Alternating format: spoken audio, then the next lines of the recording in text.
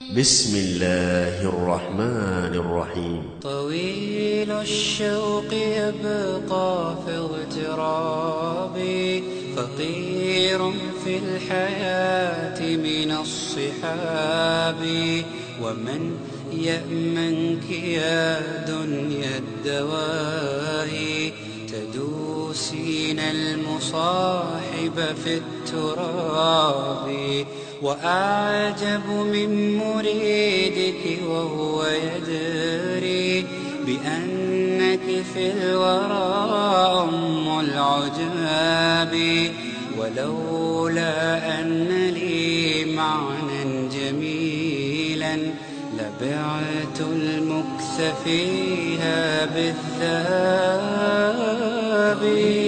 الشوق يبقى في اغترابي فقير في الحياة من الصحاب ومن يأمنك يا دنيا الدواهي تدوسين المصاحب في التراب وأعجب من مريدك وهو يدري بأنك في الورى ورحمة الله وبركاته. إن الحمد لله نحمده ونستعينه ونستغفره ونعوذ بالله من شرور أنفسنا ومن سيئات أعمالنا من يهده الله فلا مضل له ومن يضلله فلا هادي له وأشهد أن لا إله إلا الله وحده لا شريك له وأشهد أن محمدا عبده ورسوله فإن أصدق الحديث كتاب الله وخير الهدي هدي محمد صلى الله عليه وسلم وشر الأمور محدثاتها وكل محدثة بدعة وكل بدعة ضلالة وكل ضلالة في النار وبعد. அன்புள்ள சகோதரர்களே சகோதரிகளே, செவ்வாய்க்கிழமை தோறும் நடந்து வரக்கூடிய இந்த மார்க்க வகுப்பிலே இந்த வாரம் இஸ்லாம் அனுமதிக்காத கொண்டாட்டங்கள் என்கின்ற தலைப்பில் ஒரு சில முக்கியமான சமூக விரோதமான கொண்டாட்டங்களை இந்த இடத்திலே நான் சுருக்கமாக சொல்லி காட்டலாம் என்று நினைக்கின்றேன். குறிப்பாக இது அதாவது கிறிஸ்தவ புத்தாண்டு, கிறிஸ்தவர்களுடைய ஒரு புத்தாண்டு. இந்த நாள் முஸ்லிம்களாலும் புது வருடம் போன்று சந்தோஷிக்கப்படுவதையும் அதிலே அவற்றை பட்டாசு கொளுத்தி கொண்டாடுவதையும் முஸ்லிம் பெண்மணிகள் அந்த நாளை ஒரு கொண்டாட்ட நாள் போன்றும் விடுமுறை நாள் போன்றும் கொண்டாடுவதையும் கண்கூடாக பகிரங்கமாக காண முடிகிறது. எனவே இந்த சந்தர்ப்பத்தை பயன்படுத்தி எல்லா கொண்டாட்டங்களையும் சுருக்கமாக இந்த இடத்திலே நான் எப்படி அவைகள் மார்க்கத்துக்கு முரண்படுகின்றன என்று சுருக்கமாக நான் சொல்லலாம் என்று நினைக்கின்றேன். எப்படி எங்கள் மனதிற்கு மார்க்கத்தை பின்பற்றுவதற்கான பயிற்சிகள் தேவையோ அதே போன்று மார்க்கம் பற்றிய அறிவும் எங்களுக்கு தேவை, மார்க்கம் பற்றிய தெளிவும் எங்களுக்கு தேவை. அன்புள்ள சகோதரர்களே, அந்த கொண்டாட்டங்களை பற்றி நாம் விளக்குவதற்கு முன்னால் ஒரு முக்கியமான அடிப்படையை நாங்கள் தெரிந்து கொள்ள வேண்டும். இஸ்லாத்திற்கும் ஏனைய அதாவது மதங்களுக்கும் உள்ள ஒரு மிக முக்கியமான ஒரு வேறுபாட்டை நீங்கள் உணர்ந்து கொள்ள வேண்டும். இஸ்லாத்தை பொறுத்த வரைக்கும் எங்களுக்கு ஒரு பகுதியை எப்படி இறைவனை வணங்க வேண்டும் என்கின்ற அந்த சடங்கு சம்பிரதாய வணக்க வழிபாடுகளை மாத்திரம் சொல்ல வந்த ஒரு மார்க்கமோ ஒரு கொள்கையோ அல்ல. மாற்றமாக மனிதன் எப்படி வாழ வேண்டும், மனிதன் எப்படி வாழ வேண்டும், மனிதனுடைய அனைத்து நடவடிக்கைகளும் இந்த உலகத்தில் எப்படி இருக்க வேண்டும், அவனுக்கும் கடவுள் இறைவனுக்கும் இடையிலான தொடர்பு எப்படி இருக்க வேண்டும் என்பதை சொல்லுவதற்கு வந்த மார்க்கம் தான் இஸ்லாம். இன்னதீன இந்தல்லாஹில் இஸ்லாம், அல்லாஹ்விடத்தில் மார்க்கம் என்பது இஸ்லாம் தான் என்று அல்லாஹ் ரப்பல் ஆலமீன் சொல்லுகிறான். அந்த மார்க்கம் என்பது டோட்டல் வாழ்க்கையும் சொல்ல வந்த ஒரு அம்சம். இன்றைக்கு உலகத்தை நாங்கள் பார்க்கலாம், பல வகையில் பிரித்திருப்பதை பார்ப்பார்கள். மார்க்கம், கலாச்சாரம், மார்க்கம், கலாச்சாரம், பண்பாடு அப்படின்னு ஒரு சில பகுதிகளாக பிரிப்பார்கள். நாகரிகம் அப்படி என்றெல்லாம் பிரிப்பார்கள்.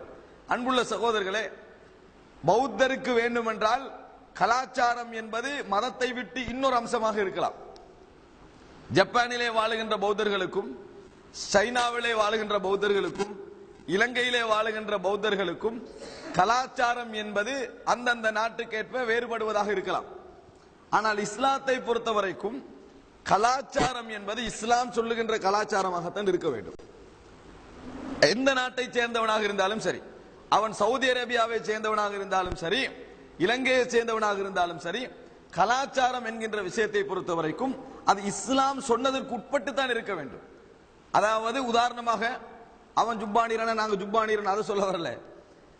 ஆடைக்கு இஸ்லாம் ஒரு ஒழுங்கு சொல்லி, ஆடை என்றது இப்படித்தான் இருக்கணும், கரண்டைக்கு கீழே போகக்கூடாது, பெண்கள் முழுசா என்ன செய்யணும், உடலை மறைக்க வேண்டும், இப்படி ஆடைக்கு ஒரு முறை சொல்லி இருக்குது. ஆனா பௌத்த மதமோ கிறிஸ்தவ மதமோ ஆடைக்கு இப்படித்தான் இருக்கணும் என்ன செய்யாது, சொல்லாது. நீ என்னது யூரோப்ல ஒரு மாதிரி இருந்துக, யுஎஸ்ஏல ஒரு மாதிரி இருந்துகன்னு விட்டுரு.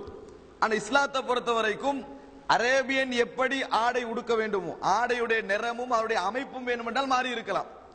ஆனா அந்த ஆடையுடைய ஒழுங்கு இப்படித்தான் ஆடை இருக்கணும், இறுக்கமாக இருக்கக்கூடாது, உடலுக்கு உள்ளே உள்ள பகுதிகளை காட்டக்கூடியது போன்று இருக்கக்கூடாது, கரண்டைக்கு மேல் இருக்க வேண்டும், காவி நிறத்தில் இருக்கக்கூடாது என்று இஸ்லாம் சட்டம் போட்டால் அது பிரதேசத்துக்கு பிரதேசம் என்றெல்லாம் சொல்ல இயலாது. எல்லா உலகத்தில் உள்ள எல்லோரும் இந்த ஆடை கலாச்சாரத்தை தான் என்ன செய்யணும், பின்பற்ற வேண்டும். அது உள்ளடங்க வேற எந்த ட்ரெஸ் போட்டாலும் பரவாயில்ல. அப்ப கலாச்சாரம் என்பதை ஒரு முஸ்லிம் பிரித்து பார்க்க இயலாது இஸ்லாத்தை விட்டு. ஒரு முஸ்லிமை பொறுத்த வரைக்கும் கலாச்சாரம் என்பதை இஸ்லாத்தை விட்டு பிரிச்சு பார்க்க இயலாது. ஜப்பான்ல நாங்க நின்று கண்டு தான் சாப்பிடுவோம், ஸ்ரீலங்கால இருந்து கண்டு தான் சாப்பிடுவோம், ரெண்டு பேரும் பௌத்தனாக இருப்போம் பௌத்தம் சொல்லலாம். ஆனா ஒரு முஸ்லிமை பொறுத்த வரைக்கும் ஜப்பான்லயும் யூகேலையும் உலகத்துல எங்கேயும் அதான் கலாச்சாரமா இருக்கணும், இருந்துட்டு தான் தின்னணும். வணங்கிட்டா இலங்கையில அவன் இருந்துட்டு தான் தின்ன வேண்டும். அங்க உள்ளவன் என்ன செய்வான், பாம்பு சாப்பிடுவான், இங்க உள்ளவன் மாடு சாப்பிடுவான். ஜப்பான் கலாச்சாரத்துல இந்த சைனா கலாச்சாரத்துல பாம்பு சாப்பிடுறது, இலங்கை கலாச்சாரத்தை பொறுத்த அது சாப்பிட மாட்டாங்க. ஆனா ரெண்டு பேரும் பௌத்தர்கள், பௌத்தர்களுக்கு சரியா இருக்கலாம். முஸ்லீமை பொறுத்த வரைக்கும் சாப்பாட்டு வழக்கம் என்ன செய்யணும், உலகத்துல ஃபுல்லா ஒண்டா தான் இருக்க, எல்லைக்கு உள்ள அந்த இஸ்லாம் ஒரு எல்லை ஒன்று வகுத்திருக்கும், அந்த எல்லைக்கு உள்ளாலதான் என்ன செய்யணும், போகணும். உலகத்துல என்னது, சவுதி அரேபியால ஒரு திருமணம், இலங்கையில் ஒரு திருமணம் என்று இஸ்லாம் ஒண்ணு வைக்கல. அந்தந்த வளமைக்கெல்லாம் செய்யலாம். ஆனா இஸ்லாமிய ஒரு எல்லை ஒன்று இருக்கும். திருமண எல்லையில இப்படித்தான் இஸ்லாம் திருமணம் நடத்த சொல்லுது. திருமணம் என்பது இந்த முறையில தான் இருக்கணும், இதான் கட்டுப்பாடு என்று சொல்லுது. அப்ப இதை பொறுத்த வரைக்கும் எனக்கு சவுதி அரேபியா கலாச்சாரம் இலங்கை கலாச்சாரம் என்று பிரிக்க இயலாது. இஸ்லாம் என்பது நாகரிகமும் இஸ்லாம் சொல்றதுதான் நாகரிகம். இப்போ முஸ்லீம்கிட்ட வரல. இப்போ உலகத்துல நாகரிகம், அதாவது ஒவ்வொரு நாகரிகங்களை படிப்பிப்பாங்க தானே, பாபிலோன் நாகரிகம், அந்த நாகரிகம் படிப்பிப்பாங்க. இந்த படிப்பிக்க கூட நீங்க பாருங்க, பழைய நாகரிகம் புதிய நாகரிகம், அதுல முதலா முக்கியமா படிப்பிப்பாங்க என்ன தெரியுமா, அன்றைய கால நாகரிகத்தில் என்னென்ன கொள்கைகள் இருந்தன, என்னென்ன மாதிரி இருந்தன, இன்றைய பௌத்தத்தில் என்ன, அப்படியெல்லாம் படிப்பிக்கல. இஸ்லாத்துல சஹாபாக்கட நாகரிகம் ஒன்றுதான், இன்றைக்குள்ள நாகரிகம் ஒன்றுதான். நாகரிகம் என்ற என்ன தெரியுமா, அன்றைக்கு நபித்தோழர்களுடைய நாகரிகம் ஒன்றுதான், இன்றைக்குள்ளவங்களோட நாகரிகம் ஒன்றுதான். வேணுமென்ற காலம் மாறிக்குமே ஒழிய பின்பற்றுதல் முறை மார்க்கம் என்கிறது மாறாமலே இருக்கும். கலாச்சாரத்துக்கு தாக்கமுற்றோ நாகரிகத்துக்கு தாக்கமுற்றோ மார்க்கம் மாறவோ குறையவோ கூடவோ செய்யாது. எனவே ஒரு முஸ்லிமை பொறுத்த வரைக்கும் கலாச்சாரமும் இஸ்லாம் தான், நாகரிகமும் இஸ்லாம் தான். எல்லா வகையில இஸ்லாத்தை விட்டு கலாச்சாரம் வேற மார்க்கம் வேறன்னு பிரிக்க இயலாது. ஆனா நீங்க மத்த எல்லா கொள்கையும் எடுங்க பாப்போம், பௌத்தமோ கிறிஸ்துவமோ இந்துவோ எல்லா கொள்கையும் எடுங்க, அவங்களோட வணக்க வழிபாடுகள் என்றாதான் அது மட்டும்தான் கொஞ்சம் ஒரு மாதிரி இருக்கும். வணக்க வழிபாடுகள் சப்ஜெக்ட் மட்டும்தான் எல்லா இடத்துலயும் உண்டா இருக்கும். ஆனா ஆடை கலாச்சாரத்துல ஒருத்தர் மூடுவார், ஒருத்தர் துறப்பாரு. ஒருத்தர் மூடுவாரு, ஒருத்தர் துறப்பாரு. ஒருத்தர் இந்த ஹரா இந்த நாட்டில் ஒன்றை சாப்பிடுவார், இன்னொரு நாட்டில் இன்னொரு சாப்பிடுவாரு. இவருக்கு அது ஹரா, அவருக்கு அது ஹலால். அந்த மாதிரி என்ன செய்யும், எல்லாம் மாறி இருக்கும். ஒரு முஸ்லிமை பொறுத்த வரைக்கும் அப்படி இல்லை. ஒரு முஸ்லிமை பொறுத்த வரைக்கும் அப்படி இல்லை. எல்லா இடங்களிலும் ஒரே மாதிரி தான் ஒரு முஸ்லீம் என்ன செய்ய வேண்டும், வாழ வேண்டும். ஆனா அந்த இடத்துல அந்த இஸ்லாத்தின் எல்லைக்கு உட்பட அவன் மாறிக்கொள்ளலாம். இஸ்லாம் அனுமதிச்சுக்கன்னு சொன்னா அந்த எல்லைக்கு உட்பட மாறிக்கொள்ளலாம். முடிவெற்றதாக இருந்தாலும் சரி, இஸ்லாம் சொல்ற மெத்தட்லாம் முடிவெட்டணும். நாங்கெல்லாம் இங்கெல்லாம் இப்படித்தான் வளமை, இங்க அரவாசியை முடி வச்சு இங்கெல்லாம் மொட்டை அடிச்சிருவோம்னு சொல்லி ஒரு நாடும் வணங்கிட்டானே, இங்க உள்ள முஸ்லீம்கள் அப்படியெல்லாம் முழுசா வளர்ப்பாங்க இன்னொரு நாடும் சொல்ல இயலாது. முஸ்லீமுக்கு முடி வளர்க்கறதுல எல்லாருக்கும் ஒரே சட்டம் தான். எந்த நாட்டுக்கு போனாலும் ஒரு முஸ்லிமை பொறுத்த வரைக்கும் முடிவெடுப்பதற்கு ஒரே சட்டம் தான். அதுக்கு எல்லைக்குள்ள அவன் வேண்டிய என்ன செஞ்சுக்கலாம், செய்து கொள்ளலாம். ஆக அன்புள்ள சகோதரர்களே, இந்த முன்னுரை நீங்க மனதில் பதிய வைக்கணும். இஸ்லாம் என்பதை ஏனைய கொள்கைகள் ஒன்று நீங்க பார்க்க இயலாது. ஏனைய கொள்கைகள் ஒன்று பார்க்க இயலாது. அதெல்லாம் முக்கியமான ஒரு பகுதி என்ன தெரியுமா, நீங்க எந்த நாடா இருந்தாலும் விசிட் பண்ணுங்க, விசிட் பண்ணி பாருங்க. அந்தந்த நாட்டில் அந்தந்த மதம் இருந்தும் வேறு வேறுமான கொண்டாட்டங்கள் கொண்டாடுவாங்க. இந்துக்களுக்கு இந்தியாவில் உள்ள கொண்டாட்டமும் நேபாளில் உள்ள கொண்டாட்டமும் வித்தியாசமாகும். அவங்களுக்கு 5 நாள் இருக்கும், இவங்களுக்கு 2 நாள் இருக்கும். இலங்கை பௌத்தனுக்குள்ள கொண்டாட்டமும் ஜப்பானிய பௌத்தனுக்குள்ள கொண்டாட்டம் வேற வேற. அவன் ஸ்பெஷலா தண்ட நாட்டில் ஒன்றை என்ன செய்வான், வேறவா கொண்டாடும். ஜப்பானிய பௌத்தர்களுடைய வளமை அப்படின்ற 2 கொண்டாட்டம் இருக்கும். ஆனா முஸ்லிமை பொறுத்த வரைக்கும் உலகத்துல எந்த நாட்டில் இருந்தாலும் சரி, கொண்டாட்டம் என்றது இஸ்லாம் சொன்னது மட்டும்தான். அவனுக்கு ஒரு 2 கொண்டாட்டம் கூட, நான் இந்த நாட்டில் இருக்கிற 2 கொண்டாட்டம் குறையேன்னு என்ன செய்யாது, ஆகாது. எந்த நாட்டில் இருந்தாலும். காரணம், இஸ்லாம் வாழ்க்கையோட பின்னி பிணைந்த ஒரு அம்சம், அன்றாட வாழ்க்கையோடு பின்னி பிணைந்த அம்சம். ஆனால் மற்ற எல்லா மதங்களும் எல்லா கொள்கைகளும் அதுல டிஃபரெண்ட். எப்படி டிஃபரெண்ட்னா, இங்க ஒன்று கொண்டாடுவாங்க, அங்க ஒன்று கொண்டாடுவாங்க. அங்க 5 நாள் 6 நாள் கொண்டாட்டம் இருக்கும், இங்க 1 நாள் கொண்டாட்டம் இருக்கும். அவங்களோட மரத்தை அப்படித்தான் பின்பற்றுவாங்கன்னு சொல்லுவாங்க. ஆனா இஸ்லாத்தை பொறுத்த வரைக்கும் அப்படி அல்ல. எங்க இருந்தாலும், எப்படி இருந்தாலும், எந்த இடத்துல இருந்தாலும் அவன் கொண்டாட வேண்டிய 2 இஸ்லாம் சொல்லிட்டேன்னா, அவன் எந்த நாட்டுக்காரனா இருந்தா 2 தான் செய்யணும், கொண்டாடணும். 3வது கொண்டாடல, ஏன நாட்டுல கொஞ்சம் கூட கொண்டாடலாம். காரணம், இஸ்லாம் மார்க்கத்தை வகுத்து தந்திருக்கு. இதுக்குள்ளாலதான் நீ போகணும், அதுக்கு உள்ளால உனக்கு எனக்கு டிஃபரெண்ட் இருக்கலாம், சட்டத்தில் என்ன செய்யாது, வித்தியாசம் இருக்கிறது. அப்ப அப்படிப்பட்ட மார்க்கத்தில் இருந்து கொள்ள நாங்க மத்தவனை பார்த்து மாறுறதுக்கு இயலாது. இஸ்லாத்தை பொறுத்த வரைக்கும் எல்லா கொள்கையை விட ஒரு வித்தியாசமான மார்க்கம், எல்லா கொள்கையை விட ஒரு வித்தியாசமான மார்க்கம் என்பதை நீங்கள் மனதிலே பதிந்து கொள்ள வேண்டும். ஏண்டா இஸ்லாமிய அந்த கலாச்சாரம் என்கின்ற அம்சத்தெல்லாம் இஸ்லாத்துல பிரிச்சு எடுக்க இயலாது. நாகரிகம் எல்லாம் தனியா பிரிச்சு எடுக்க இயலாது. நாகரிகம் எல்லாம் இஸ்லாமிய நாகரிகம், இஸ்லாமிய கலாச்சாரம், இஸ்லாம் அப்படி பிரிக்கலாமா? இஸ்லாம் இஸ்லாமிய மார்க்கம், முஸ்லிம்களோட இஸ்லாமிய மார்க்கம், முஸ்லிம்களோட இஸ்லாமிய கலாச்சாரம், முஸ்லிம்களோட இஸ்லாமிய நாகரிகம் அப்படி பிரிக்கலாமா? பிரிக்க இயலாது. ஏன்? இஸ்லாம் அதுல கலாச்சாரம் சொல்லிருக்கு, நாகரிகம் சொல்லி எல்லாம் சொல்லிருக்கு. இஸ்லாம் எல்லாமே என்ன செஞ்சிருக்கு, இஸ்லாம் முழுமையாக சொல்லி இருக்கு. இந்த அடிப்படையை நீங்க மனதிலே பதிய வைத்துக் கொள்ள வேண்டும். அன்புள்ள சகோதரர்களே, 2வது அம்சம் என்ன தெரியுமா? கவலைக்குரிய விஷயம், இன்றைய சமுதாயத்தில் 2 விதமான பெரிய பிரச்சனைகளை நாங்கள் பார்த்துக் கொண்டிருக்கிறோம். ஒன்று, மார்க்கத்துடைய கொள்கை பகுதி.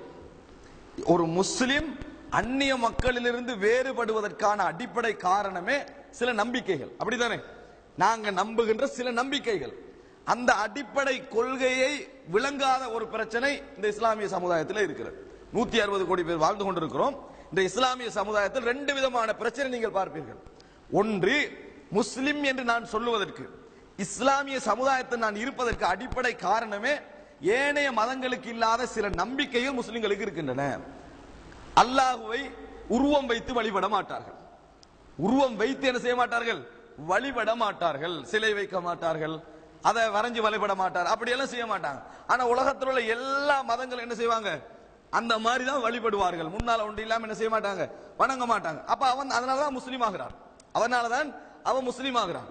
அதே நேரத்தில் முஹம்மது ஸல்லல்லாஹு அலைஹி வஸல்லம் அவர்கள் எதை சொன்னார்களோ அதை அணுவணுவாக பின்பற்ற வேண்டாத நம்பிக்கை. இப்படி பல நம்பிக்கைகளால், மறுமை வாழ்க்கை உண்டு, அங்க விசாரணை உண்டு, சொர்க்கம் நரகம் உண்டு, இறைவனை இப்படித்தான் நம்பணும், இப்படியான சில நம்பிக்கைகளால் தான் நாங்க முஸ்லிம்களாக இருக்கிறோம்.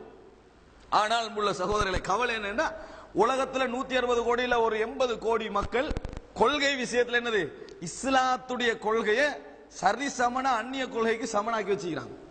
அவன் என்னதெல்லாம் சொல்றானோ அதை எதிர்க்கவே இயலாது. இப்ப அதை எதிர்க்கவே இயலாது. ஏன்? எதிர்த்து அவன் திருப்பி கேட்கிற அளவுல எங்கள்கிட்ட எல்லாம் இருக்குது. எதிர்த்தா திருப்பி கேட்கின்ற அளவில் அவன்கிட்ட நடத்துற அத்தனை கூத்தும் இங்க இருக்குது.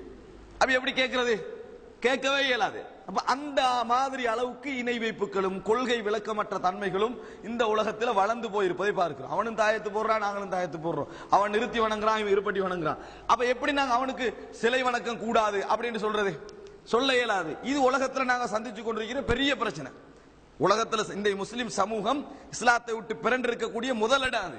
இஸ்லாமிய தனித்துவமான நம்பிக்கைகளை கொள்கைகளை விட்டும் தடம் பிறண்டு விளங்காமைக்கிறது. அன்புள்ள சகோதரர், இது முதல் பகுதி. 2வது என்ன தெரியுமா, கொள்கை அது ஒரு பக்கம். 2வது, மார்க்கத்தை பின்பற்ற ரெடி இல்லை, நமது வாழ்க்கையில எடுத்து நடக்க ரெடி, நம்பிக்கை சார்ந்த ஒரு பகுதி. 2வது, இஸ்லாமிய மார்க்க இஸ்லாமிய சமுதாயத்தில் இருக்கிறாங்க, தூக்கிக்கல்ல ரெடி இல்லாத, வாழ்க்கையில சுமந்துகள்ல ரெடி இல்லை. சுமந்தா டிஸ்டர்ப் இல்லாத, நம்மளுக்கு பாதிப்பு இல்லாத, நஷ்டம் இல்லாத அந்த மாதிரி இடங்கள்ல கொஞ்சம் சுமந்துகள்றாங்க. அந்த மாதிரி இடங்கள்ல சுமந்துகள்ற, நஷ்டம் பாதிப்பு என்று வந்தா இஸ்லாத்தை விட்டுறாங்க. இஸ்லாத்தை என்ன செஞ்சிடறாங்க? விட்டு விடுகிறார். கஷ்டமாகி அவங்களுக்கு அதை பின்பற்றுவது கஷ்டமா. இது இரண்டாவது பகுதி. நீங்க எல்லா இடத்திலையும் பாருங்க, இந்த ரெண்டு பிரச்சனைகளையும் காணும். இந்த இரண்டாவது பகுதி ஆகவே வேதனைக்குரியது. இது இயக்க வேறுபாடு என்று எல்லாத்தையும் இருக்குது. இஸ்லாத்தை பின்பற்றுவதில்லை எல்லா இடத்திலும் இந்த பிரச்சனை இருக்குது. குர்ஆன் சுன்னாவை பின்பற்ற வேண்டும் என்ற ஆர்வம் இருக்கிறது, மார்க்கத்தை பின்பற்ற வேண்டும் ஆர்வம் இருக்கிறது. அவர்களிடத்தில் இந்த பிரச்சனை இருக்குது. மார்க்கத்தை பின்பற்றதுல பின்பற்ற விஷயம் என்னது? பாதிப்பில்லாட்டி மட்டும் பின்பற்றிக்கிறாங்களே ஒழிய நம்மளுக்கு பாதிப்பா விட்டுறாங்க. பின்பற்றுவதற்கு அவர்கள் தயாராக இல்லை. ரசூல் ஸல்லல்லாஹு அலைஹி வஸல்லம் என்ன சொன்னாலும் அதை பற்றி அவர்கள் தயாராக இல்லை. மார்க்கத்தை சுமந்து கொள்ள விருப்பம் இல்லை. மார்க்கத்தை சுமந்து கொள்ள விருப்பம் இல்லாத ஒரு தன்மையை நீங்கள் உலகத்தில் நிறைய காணலாம். அன்புள்ள சகோதரர்களே, அப்ப நாங்க அதுக்கெல்லாம் அடிப்படை காரணம் என்ன சொல்லுங்க பாப்போம்? உலக லாபம் தான். உலகத்தில் உள்ள சந்தோஷம், ஃபேமிலி, அந்த மாதிரி ஒரு ரெஸ்பெக்டான கௌரவமான லைஃபுக்கு அவங்க எதிரென்னு நினைக்கிறாங்க. ஒரு ஆடம்பரமான லைஃபுக்கு அது எதிரென்னு நினைக்கிறாங்க. மார்க்கத்தை பின்பற்ற ரெடி இல்லாத ஒரு முஸ்லிம்களுக்குள்ள காபீர் பின்பற்றாமிக்கிற வேறு, முஸ்லிம் சமூகத்தில் வாழ்ந்து கொண்டு முஸ்லிம் சமூகத்துடைய வழிகாட்டுதல்களை பின்பற்றாம இருக்கிறவங்க. அல்லாஹ் இப்படி சொல்றான், ரசூல் ஸல்லல்லாஹு அலைஹி வஸல்லம் இப்படி சொல்றானா, வணக்க வழிபாடுகளையோ கொள்கை சார்ந்தவைகளோ சொல்லல. இன்னைக்கு அது முதலாவது பகுதி. அது கொள்கை சார்ந்தவைகள் முதலாவது பகுதி.